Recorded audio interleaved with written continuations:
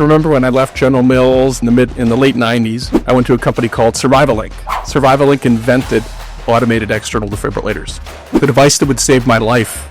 I didn't know I was, working out a business and writing a prescription for something I would need 30 years later. Hey there, business enthusiasts. Welcome to the Chills Podcast, brought to you by All Weather Roof. Because just like a sturdy roof, our conversations are built to last. I'm your host, Brent Loberg, and we're about to dive into the world of business, family, and the moments that give us those exhilarating chills. Ever wonder what keeps successful people inspired? Well, get ready to find out as we chat with some fantastic all-weather customers, partners, vendors, and friends. We'll explore their triumphs, challenges, and maybe even some unexpected secrets. After all, business is not just about numbers. It's about the people behind them. So grab your metaphorical popcorn and join us on this journey. Get ready to be inspired, maybe even get a few chills of your own. This is the Chills Podcast. Let the goosebumps begin.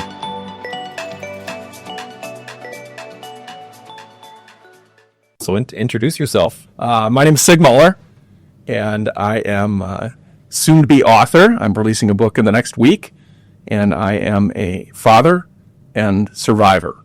All right. 50 weeks ago, I actually had a sudden cardiac arrest. That was less than a year ago. It was. I have the anniversary, and one of my goals was to publish this book before my first year anniversary of dying. Well, let's hear that story. Yeah, it's interesting to look back on at this point. A lot of reflection. It was just a normal Friday in Minnesota. I was golfing with some guys from General Mills who I'd worked with 30 years ago. Okay. And best friends for 30 years. And half of them live out of town now. Half of them came back. And we're just catching up. Hey, how are the kids? How's the wife? So you're on a golf course? We're on the golf course. That's not where the special event happens. Okay. But just catching up. And I say that one of the guys in the foursome I'm with, hey, you guys remember when I left General Mills in the late 90s, I went to a company called Survivalink. Survivalink invented automated external defibrillators. Okay. The device that would save my life 25 years later, 30 years later. I didn't know I was, working out a business and writing a prescription for something I would need 30 years later. And I said to him, hey, just remember, always do CPR if anybody ever goes down. Yeah. Later that night, we're in South St. Paul. You actually said that. Yeah. I didn't think anything of it, right? Life happens. And so there's a whole series of what I call God incidences, things that have happened in my life. That's a good example of one. I happened to work at this AED company 25 years ago. Yeah. I said that to the people that would get me CPR later that night. We were at a friend's house in South St. Paul, outside by his pool. That's where I went down. He and his wife gave me CPR. Wow. Yeah. Just went down out of nowhere. Yeah, so cardiac arrest is an electrical problem. So for sports fans, people like Damar Hamlin, Yep. it's an electrical problem, not a plumbing problem. Heart attack, people are more familiar with, that's a plumbing problem. Yeah. So I have great plumbing. I had an electrical issue, which causes ventricular fibrillation in my case, and it's full on stop, you're down. You're not breathing, your blood isn't flowing, and really people doing CPR is critical in the first minutes to being physically, mentally okay and actually living. So for me, I was down over 8 minutes, and the odds of my not just living, but being physically, mentally okay, less than 1%. Wow. So I'm pretty lucky to be here. Did you have any prior feel weird or No, nothing? nothing. Okay. Nothing in the family or anything like that? No, and that's the thing with cardiac arrest. It often comes on with no warning and no history. Yeah.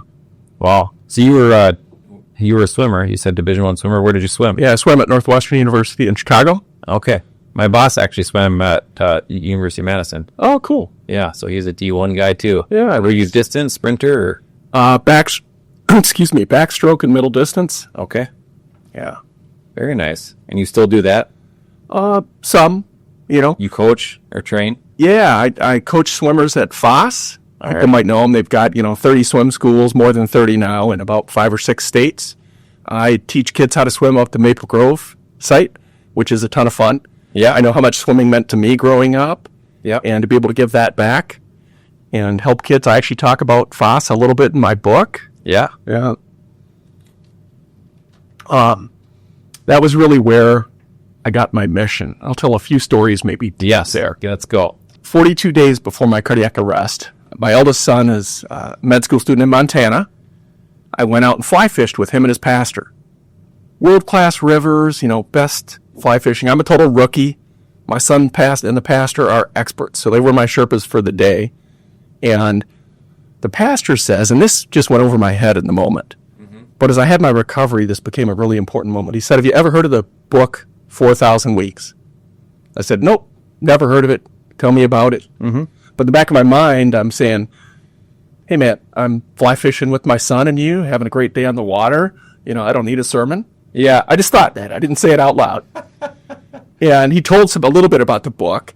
And 4,000 weeks is how long you have to live when you're born. Okay. About 80 years. Okay, great. I'm fly fishing. Let's get back after it. Well, during my recovery, I'm thinking, why am I still alive? Why am I here? What's my mission? And how much time do I have left? Is this going to happen again? And I had a real choice to, crawl up into the fetal position, shelter in my, condo, and stop living life out of worry and fear. And, the physical road back was hard as well. But I said, you know what? No, I have to put a stake in the ground and say, I'm going to live 1,000 weeks. And the reason I picked 1,000 weeks was it was 20 years. It was 1/4. I went back to that pastor fly fishing, in the month after recovery, and said, I can do a lot of meaningful things. I'm 59 now. I'd be 79. My father's 95.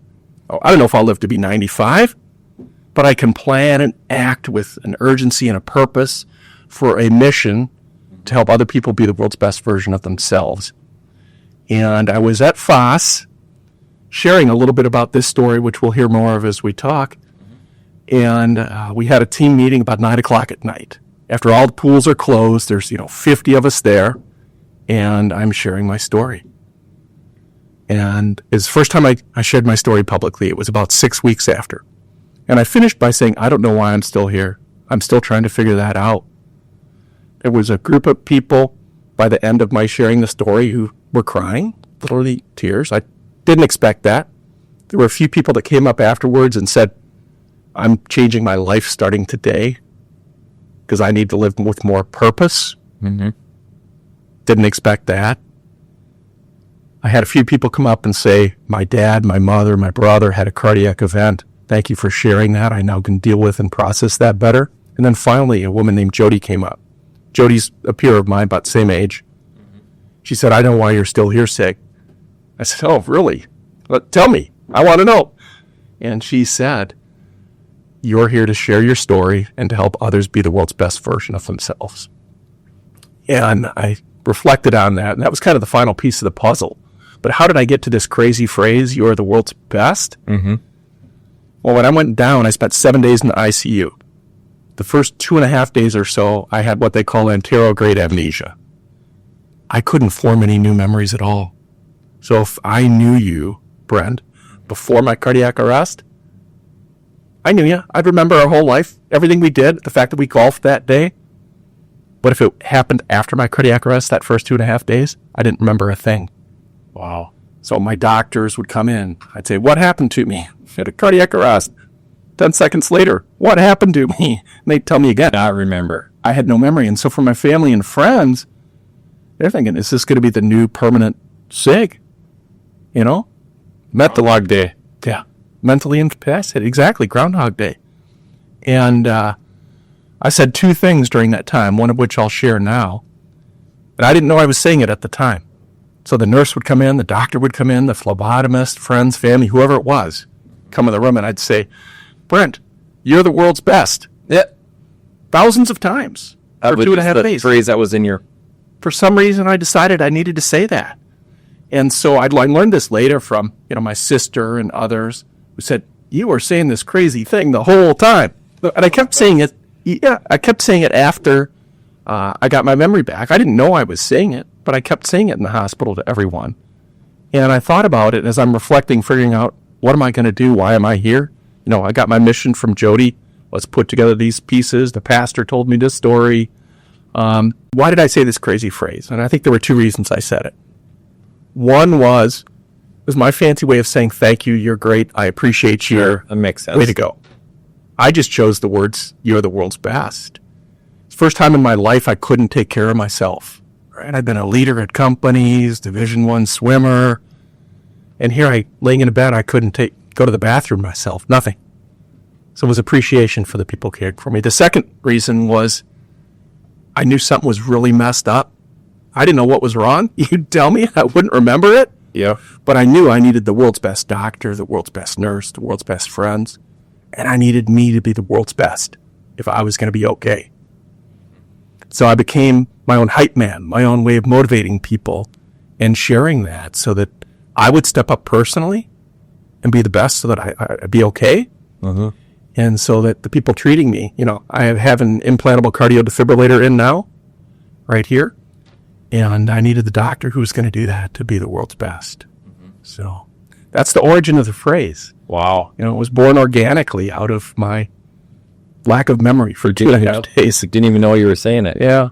Do you have any memories when you were out? Like people have these experiences when they died. Yeah. Do you have any, I saw a light or anything like that? I don't. No. I get asked that very commonly, and I've read some books about it because I get asked it so frequently now, but I don't. Yeah. I don't. And what's interesting, though, is I don't have memories for the next 2.5 days. Yeah. As well.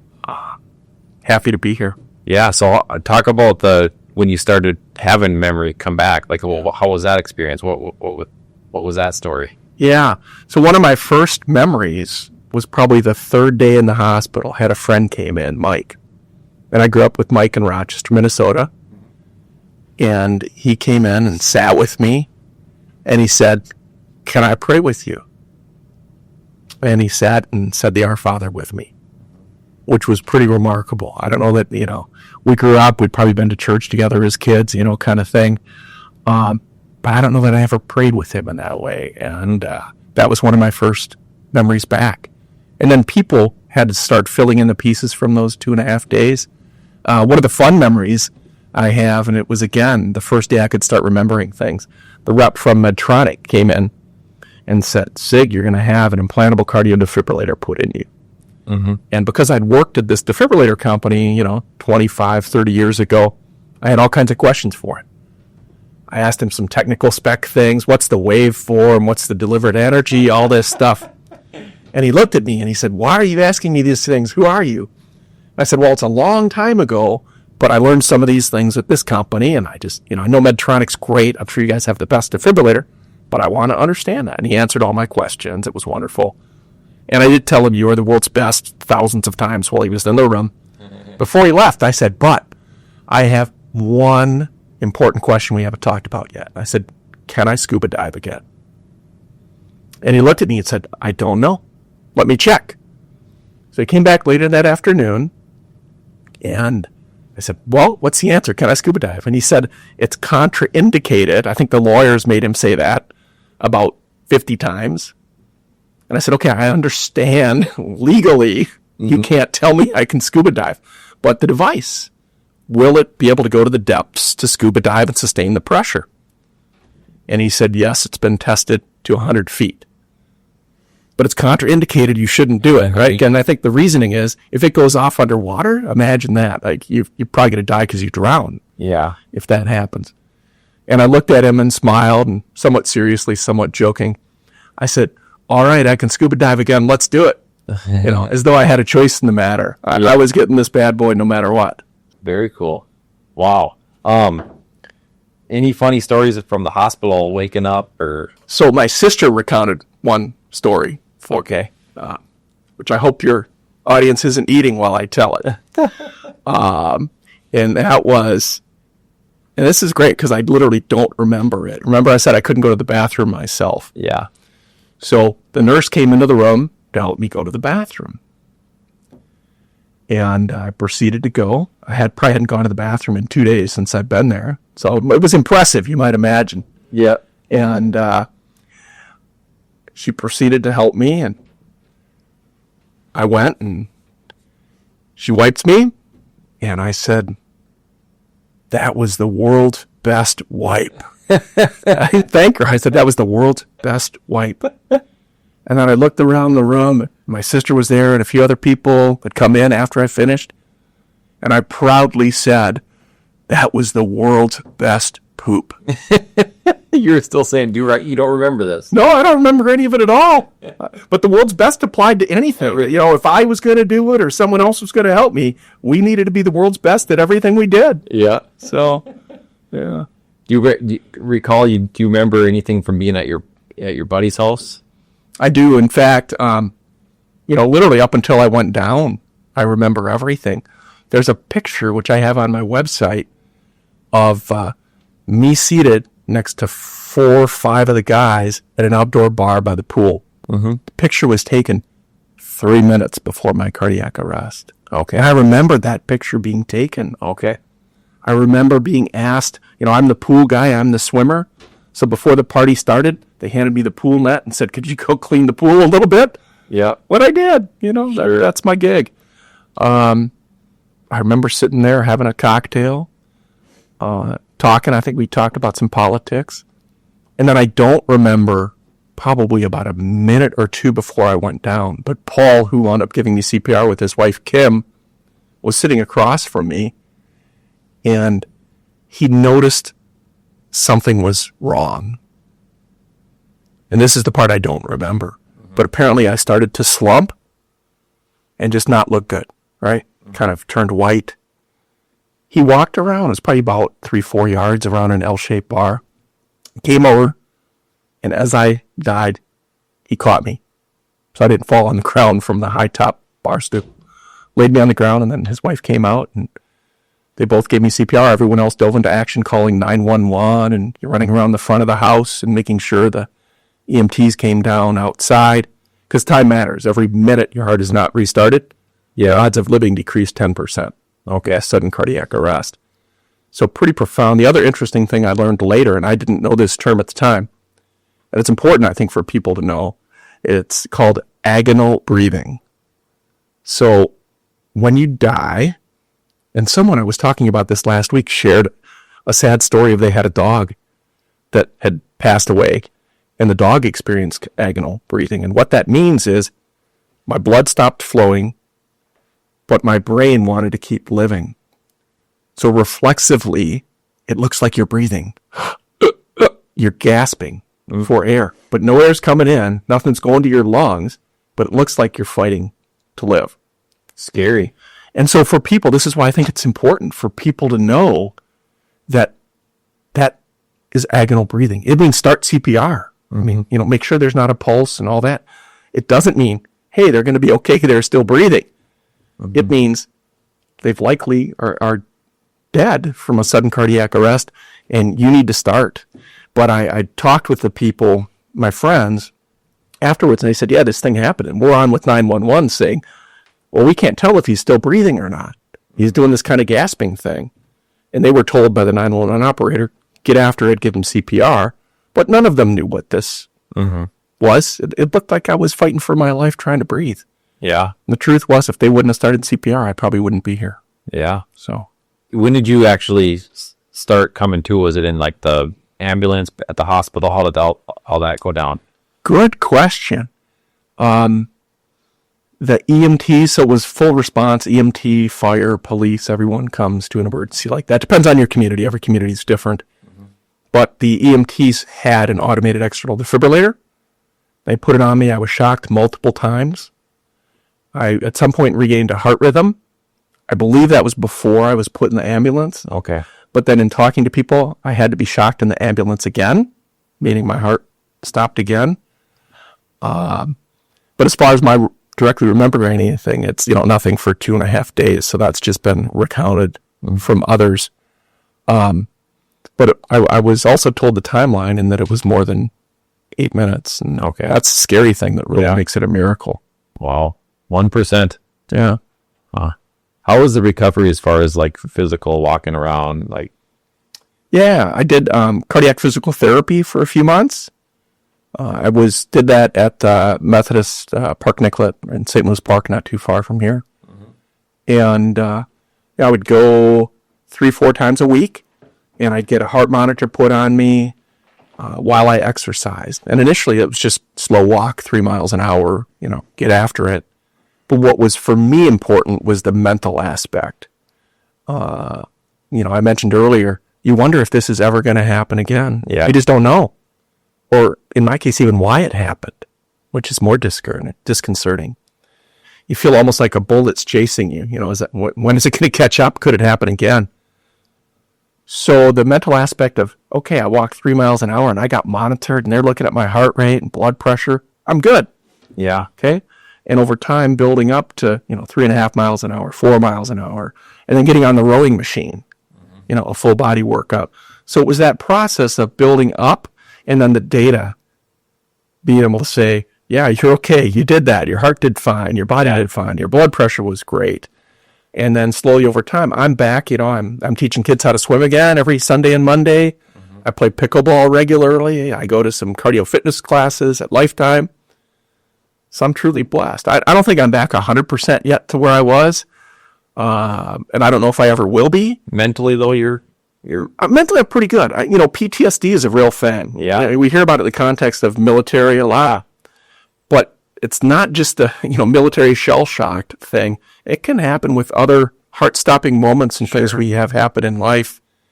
And so, there are times where I still reflect and think and worry. Yeah. But they become farther apart and fewer. Sure. And I try and really be in the present and live life, right? Enjoy the moments. Yeah. From a guy that Division I swimmer to literally getting after it. Yeah. Yeah. Wow.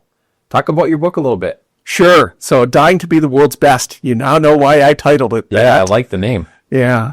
I just got my author's copy yesterday. I think it'll be published next week. You'll be able to get it on Amazon. But it's not just a memoir of me. It contains stories that have happened to me in life, but I translate that to the mindset and tools that can help others be the world's best version of themselves. And I didn't want to just write a story about me. I wanted it to impact others' lives. So I talked about the 1,000 weeks that I was going to live. So I tell that story in the book, but I take it a step further to make it actionable for you, Brent, for the reader. And the way I do that is I say, okay, 1,000 weeks, that's 20 years. And I created a thing called the 5% rule. Every year of those 20 is 5% of what you have left. So if you love summer, every summer is 5%. Christmas, Easter, family reunions annually, whatever it is, each one is 5%. Okay, 20 years is still a long time. Let's take it down to a day. 24 hours. 5% of 24 hours is 72 minutes. You sleep some, 5% of 14 hours is 42 minutes. 42 minutes to sound about an hour. Are you spending the time on the right stuff? The stuff that matters, the stuff that will have an impact, the stuff that will change your part of the world.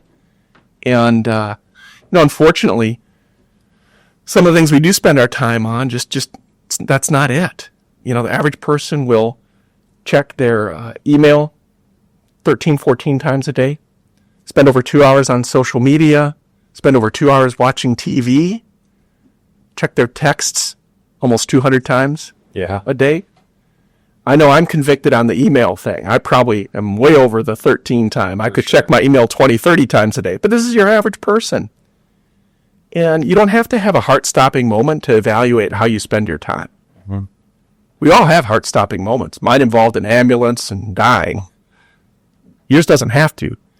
It can be the birth of a child. It can be a wedding. It can be the death of a parent. Some are good, some are bad. But heart-stopping moments cause us to pause, realize we're alive, and give us an opportunity to realize and think about what's important in life. How am I spending my time, and is it on the right stuff? So the 5% rule just simply says, every day, be mission-driven.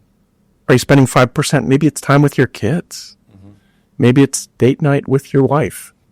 Whatever it is, you're spending 5% on the things that are going to make a difference and impact others and help you grow as a person. Some things take a long time. Writing my book, I'd never written a book before.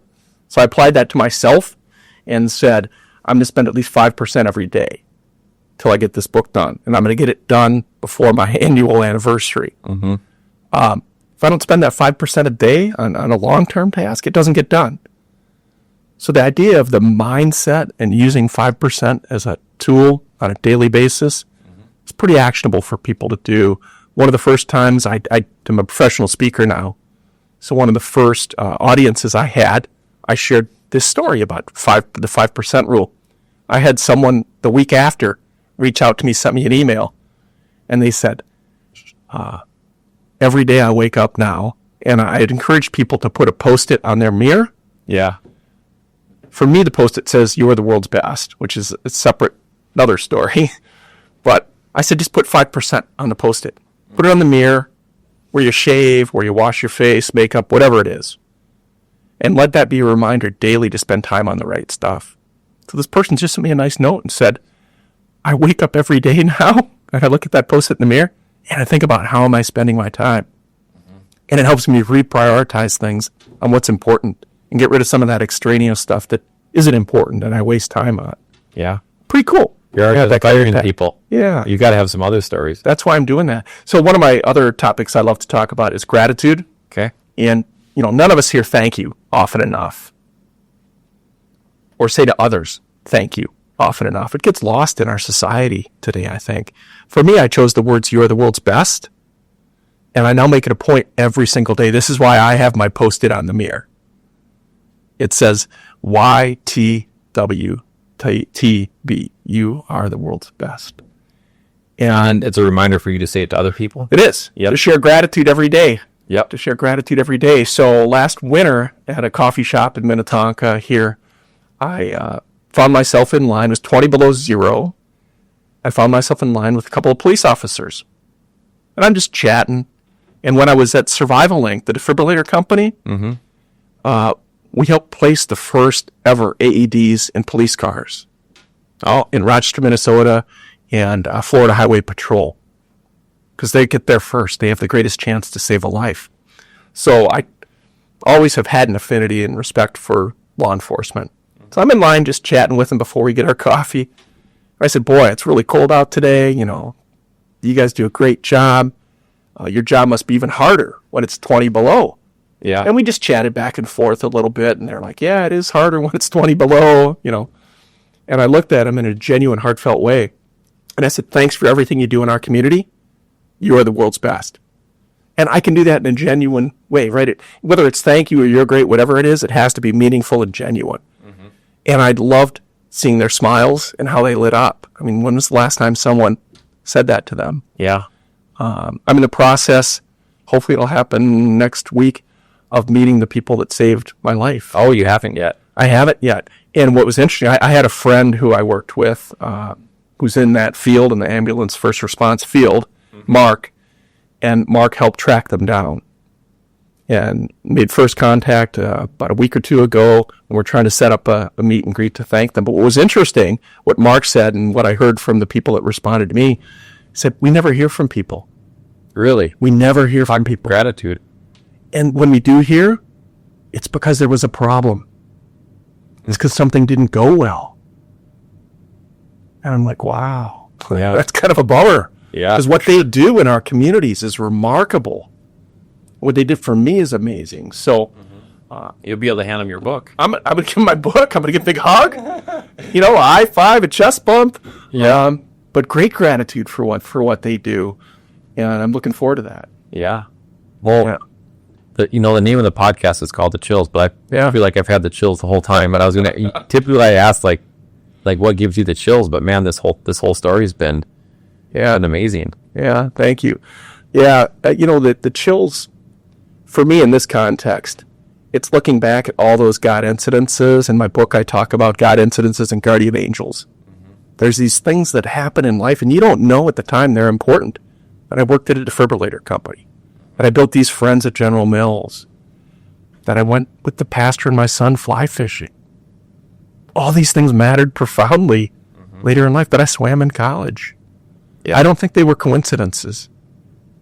But it took me, dying and my subsequent recovery to put those pieces together and start to appreciate it. And that was, as I went through that process, that was all really life-changing and chilling. Yeah, for me. What was the tie with the swimming college? Just like the strength and...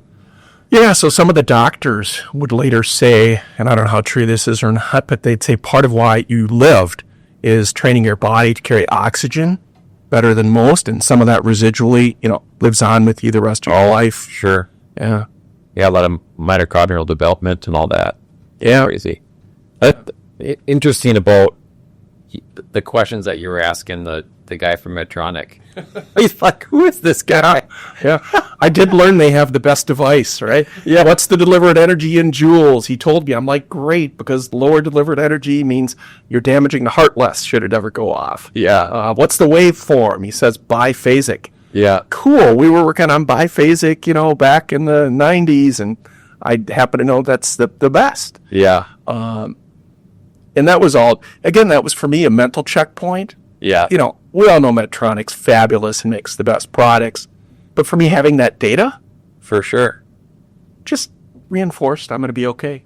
And you kept them on their toes too, asking these questions. Well, the scuba diving one threw everybody off guard. I don't know if they like me talking about that or not. I haven't been told to stop, but I'm always sure to say contraindicated. Looking forward to my first dive. I don't have one planned yet.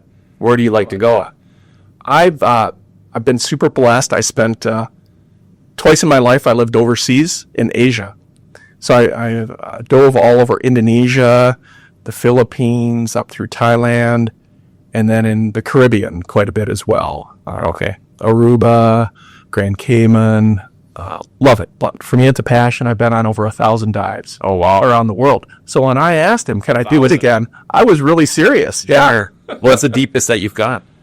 Well, generally, you don't need to go below about 80 feet. That's where things live, and it's relatively safe. As soon as you start to go below 100 feet, generally, there's not anything to see. Okay. You might go see a wreck if it's deeper. Okay. But generally, as a recreational diver, you're not going below 100 feet.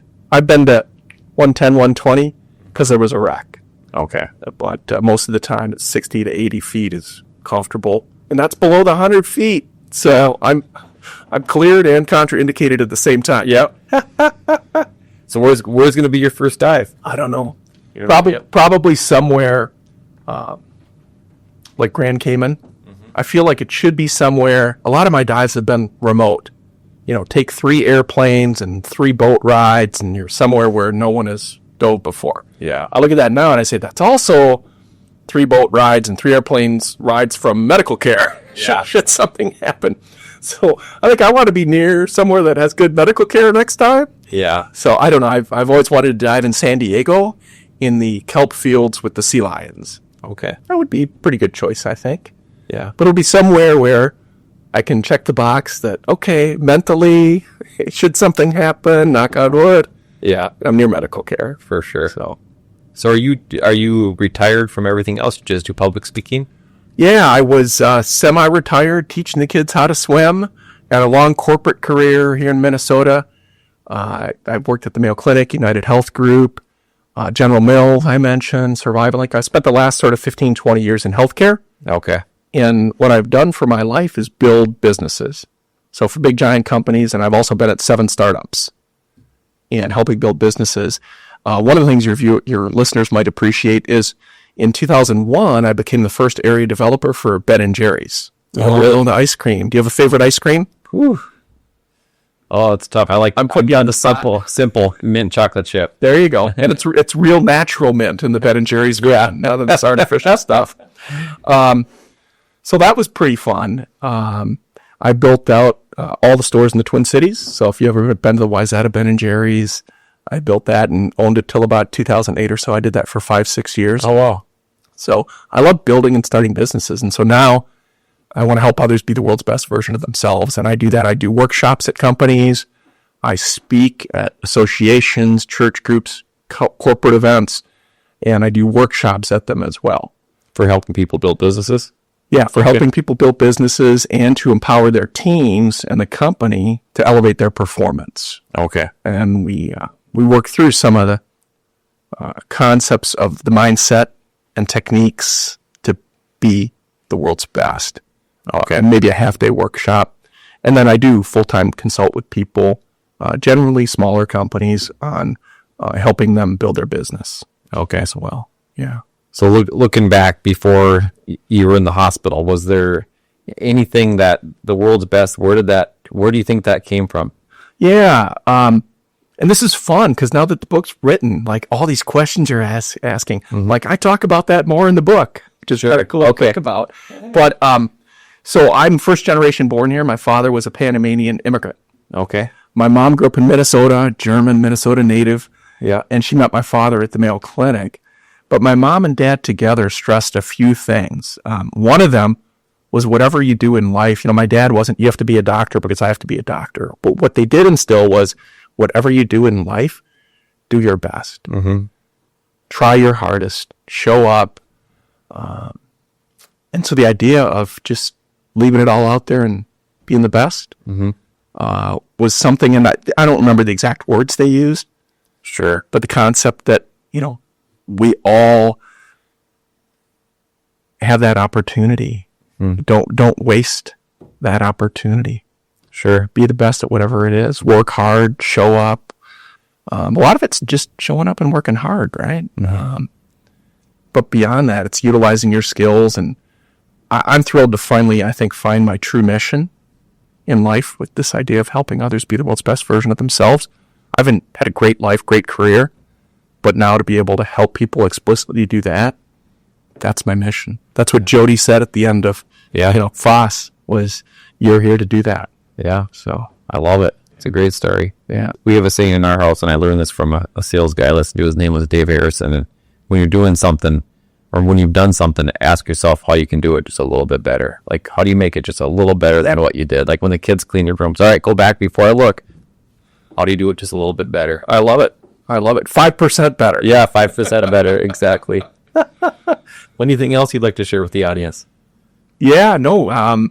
Please check out my book. Yeah. When it comes out, like I said, it should be around August 21st, something like that. You can get it on Amazon. Okay. I have a lot of tools on my website that you can download and use and apply to your daily life that can help you start now to be the world's best. And in my book, I actually have QR codes and links to those resources. But you can just go to the website and find them on their own. And if you want to reach out to me, my email is sig@betheworldsbest.com. Okay. And the website is betheworldsbest.com. Pretty simple. And we know you check your emails all the time. Too much. But that's all right. It means I'll get back to you. Yeah. And certainly if people want to engage me to speak at an event they have coming up, or as a consultant on their business, or just chat, or just talk. I can't tell you how many people I've talked to that have had life-changing events. Mm-hmm. And they just want to talk. They just want to share their story. It helps people heal themselves and helps people grow and move through things to be the world's best version of themselves. Mm-hmm. Beautiful story. Thanks. I love it. Can we hold the book up? Yes. I don't know where I should hold it. We should hold it there. No, hold it up. For sure. There's a camera there. There's a camera right there. Pretty fun. It has a picture of Paul. It has a picture of Paul and Kim on the back, the couple that saved my life. This picture was taken about 10 days, 2 weeks or so after my cardiac arrest. I went to go to their house. Yeah, and they were the ones that did CPR. They're the ones that did CPR. On my knee in the back of my you kind of told them to do CPR on you. Yeah, I don't think it was Paul in particular. He wasn't in my foursome. But, the fact that I said that is chilling. It is. Very cool, yeah. So, Sig, just hold that book up kind of close to your face because that's where my focal, all right, yeah. Into that camera there. Yeah, that should be perfect. Awesome. Nice. And we'll show you the bag here so you can see Paul and Kim. Nice. There you go. Yeah. All right. Well, good deal. Thanks for coming in. This is fun. Thank you. Great. Thank you. Right. And I'll say for doing the podcast, right? Yeah. You're the world's best. All right. Thank you. And much appreciated. Thank you. And that's a wrap, folks. A huge thank you to our incredible guests and, of course, All Weather Roof for making this podcast possible. If you enjoyed these conversations as much as we did, don't forget to hit subscribe and share the chills with your fellow business aficionados. Remember, it's not just about business, it's personal, and it's all about the people. Stay inspired, chase those dreams, and let the chills guide you. Till next time, this is Brent, signing off from the Chills Podcast. Catch you on the flip side.